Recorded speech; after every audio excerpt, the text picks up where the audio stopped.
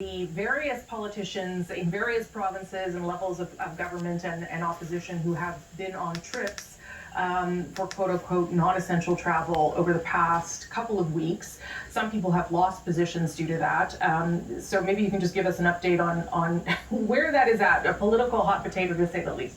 Yeah, absolutely. Senator Don Plett, who's the opposition leader in the Senate, was in Mexico, and when he arrived in Mexico on the 28th, it seemed he had second thoughts about being there and returned home quite quickly. I think you could tie that potentially to the fact that we remember one of the first people to fall because of this was Ontario Cabinet Minister Rod Phillips. That was happening all around the same time. Rod Phillips lost his job or was resigned as finance minister in Ontario because he took a vacation, a sunny vacation during the Christmas holidays, and also tweeted out pictures making it look like he was still in the province in his riding. So there's a couple of them, but they're from Ontario. She traveled, Brampton, Ontario, Kamal Kara, she traveled to the United States to attend a funeral or a memorial service for her father as well as her uncle,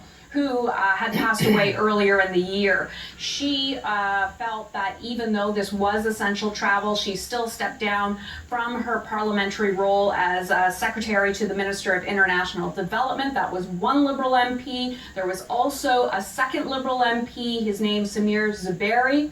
He went with his wife to see one of her ailing relatives in the United States, and he was there from the 18th to the 31st. He resigned from his committee roles. Then, of course, there are some conservatives. Late yesterday, there was a conservative who, in fact, had to step aside from his role.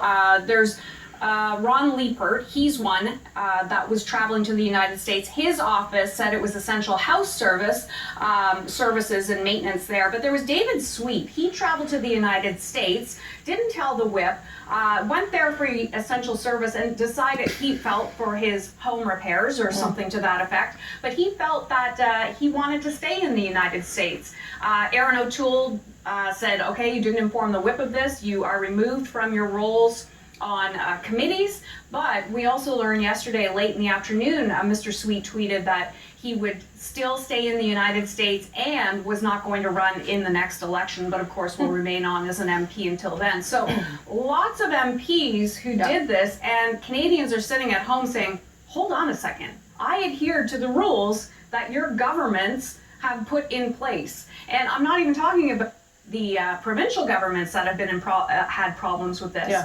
So they're sitting there going, well, I followed the rules. How come they can just go and ignore these? So a lot of reaction to this out there on social media for sure. People angry about MPs flouting the rules. That a political hot potato. What is happening today, world? Today is January 10th. 2021. There are 89.5 million cases worldwide and over 1.9 million deaths. And the numbers keep spiking in Canada. They keep growing and growing and growing. We're getting more rules. It's growing. It's growing. I had a coworker go get a test yesterday. I got the sniffles. I got the sniff-snuffs, the snifferinos. I got a dry cough, but I'm okay. I'm able to function. I just got the sniffles, you know. So, but today I'm supposed to find out if he tested positive or negative, which is like, because I'll be like the third close call to contracting COVID during this pandemic. So, and then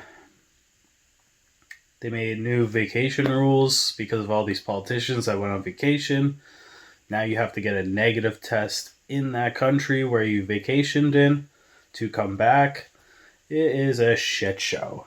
Shit a show. And they might put even more restrictions like curfews soon in Ontario where I live. So I don't know. Just a little update on the fuckery. And yeah, let's see. Let's see.